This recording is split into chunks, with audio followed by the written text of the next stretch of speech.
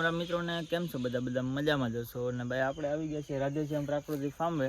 કહેવા માટે આવ્યા હતા કે ભાઈ આપણે છે ને જીવામૃત બનાવવું હતું, એટલે આવ્યા છે. યુટ્યુબમાં મેં ઘણા વિડીયો જોયા, પણ એમાં છે ને બહુ સમજણ ન પડી. બધું આપણે મનીષભાઈ પાસે આવ્યા ડાયરેક્ટ જોઈએ આપણે કે કઈ રીતના બનાવાય છે. શું કે મનીષભાઈ મજા ભાઈ? અને તમે કેટલા વર્ષથી આ જીવામૃત 7 વર્ષથી પ્રાકૃતિક ખેતી કરું છું. એમાં જીવામૃત, બીજામૃત, ઘનજીવામૃત, આચ્છાદન, વાપસા એ બધી વસ્તુનો ઉપયોગ કરું છું અને સંપૂર્ણપણે પ્રાકૃતિક ગાય આધારિત ખેતી કરું છું. તો રોહિતભાઈ, તમને હું આજે જીવામૃત કઈ રીતના બને એની સાચી રીત બતાવું. તો મિત્રો, આપણે પહેલા જીવામૃત બનાવવા માટે એમાં પ્લાસ્ટિકનું પહેલા એક ખાલી બેરલ લેવું પડે. પછી એને આપણે 170 થી 180 લીટર જેટલું ભરી દેવાનું પાણીથી. પછી એમાં કેટલી વસ્તુ આવે એની તમને થોડીક પહેલાં વિસ્તૃત માહિતી આપી દઉં કે ગાયનું તાજું છાણ 10 કિલો, પછી 1 થી 1.25 કિલો ગોળ, દેશી ગોળ, ચણાનો લોટ, 10 કિલો ગૌમૂત્ર, અને આપણે જીવંત માટી એકઠી કરી આવીએ વડ નીચેથી. મિત્રો, આપણે વડ નીચે આવી ગયા છે, તો ત્યાં વડ નીચે આપણે જીવંત માટી મળી રહીએ. આપણે વડ નીચેથી જીવંત માટી લઈ લઈએ. એટલે મનીષભાઈ, કઈ બાજુથી ભરવાની? ગમે ત્યાંથી હાલે કે વડ નીચેથી? ગમે ત્યાંથી હાલે રોહિતભાઈ. જ્યાં આપણે કેમિકલ વગરની, દવા વગરની જે માટી હોય ને તે તમે લઈ શકો. આ વડ નીચે લેવાનું કે ભાઈ આ માટી છે ને ફળદ્રુપ હોય એકદમ, અને ભરભરી માટી હોય, તો તે જીવંત માટી તરીકે આપણે એને ગણી શકીએ. કેટલી લેવાની? અંદાજે 200 થી 250 ગ્રામ જેટલી. 200 લીટર નું બનાવવું હોય એટલે ને? હા, 200 લીટર બેરલમાં આપણે 200 થી 250 ગ્રામ જેટલી જીવંત માટીની જરૂર પડે. ચાલો હવે આપણે મિત્રો, આપણે એમાં 10 કિલો પહેલા છાણ નાખવાનું છે, તો તેને આપણે વ્યવસ્થિત રગડી કરી અને પછી નાખીએ બેરલમાં.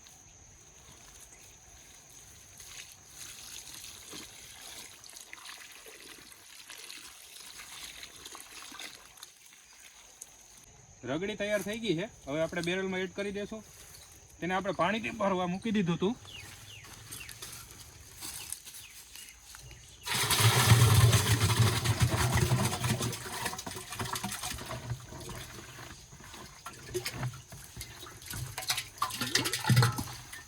ગૌમૂત્ર છે તાજું.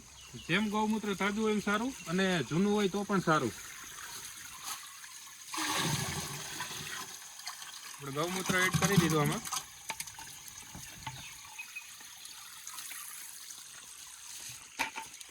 હવે આવશે જીવંત માટી, જે આપણે વડલા નીચેથી કલેક્ટ કરી આવ્યા હતા. એ અંદાજે તમે 2 થી 3 મુઠ્ઠી જેટલી નાખી શકો.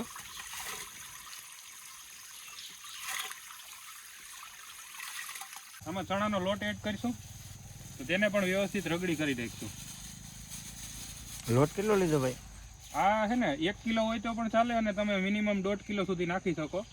અને એમાં એવું નથી કે ચણાનો જ, તો ગમે એ કઠોળનો લોટ હાલે. મિત્રો, આ ચણાના લોટની રગડી થઈ ગઈ છે. હવે આપણે બેરલમાં નાખી દઈએ.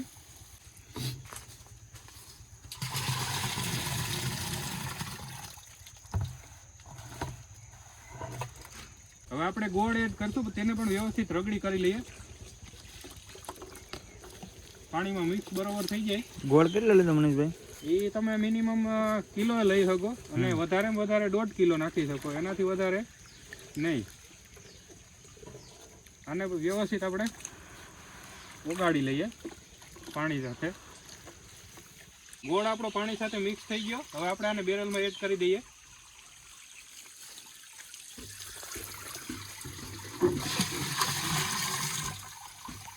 આપણે આમાં બધી વસ્તુ નાખી દીધી છે. હવે આપણે થોડુંક બેરલ ભરવાનું બાકી છે, તે ભરાઈ જાય પછી આગળની પ્રોસેસ તમને કહું.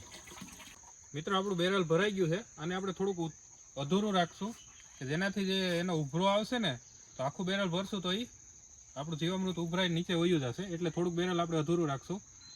હવે આપણે આને છે ને સવાર સાંજ લાકડીથી અને ઘડિયાળની દિશામાં આપણે ફેરવવાનું છે. સવારે 5 મિનિટ અને સાંજના પણ 5 મિનિટ. 5 થી 7 દિવસ તમે આ રીતના ફેરવશો તો તમારું જીવામૃત છે તૈયાર થઈ જશે. પછી ઉનાળો હોય તો 2 દિવસ વહેલું થઈ જાય, શિયાળામાં 2 દિવસ મોડું થાય. અને મિત્રો, એક ખાસ ધ્યાન રાખવાનું કે આ રીતના આપણે જે ઝાડ નીચે રાખ્યું ને, તો તે આને તડકાથી બચાવવાનું અને પછી આ રીતના હલાવી અને કોથળાથી ઢાંકી દઈશું. કહ્યું તેમ આપણે આ સણિયાના કોથળાથી આ બેરલને ઢાંકી દઈએ. જય ગૌ માતા.